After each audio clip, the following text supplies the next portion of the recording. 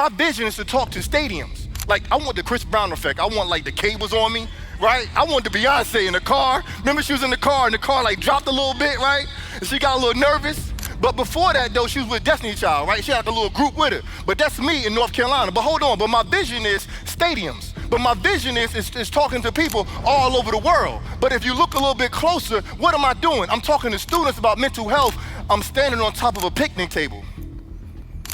Why am I telling you that? Because sometimes we want the big picture, we want the big room, but we don't appreciate our picnic table.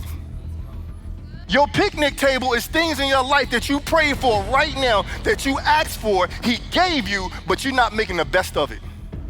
Because you're so worried about the Chris Brown effect. You want the cables, right? You want the stadium, right? You don't want the Destiny Child days when you're sitting there and you gotta kick somebody out the group, right?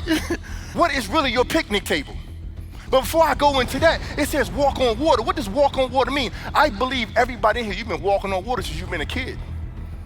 That means you've been walking over some things that's been trying to challenge you. Oh, I was walking on water, mom's on the floor having an overdose. Walking on water. I've been walking on water when dad didn't want me, bouncing home to home, trailer park to the middle of Newark, New Jersey, walking on water. What you been walking on? What's been trying to hold you back? And the reason why I'm telling you that they think that it's all about the storm. What if I told you it's not about the storm? It's about the step. You've been walking in so much water.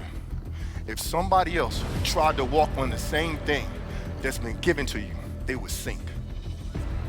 No, some of you didn't catch what I'm throwing. I told you I got to work on your BS, your belief system.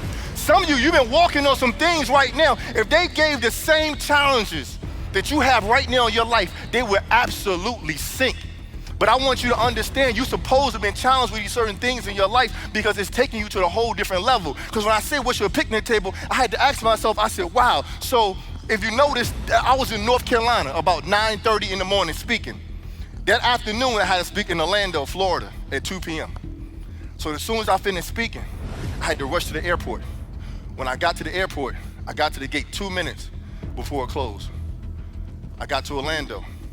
They said, listen, you got 10 minutes before you go on stage or you can't go on. So literally I had to run up.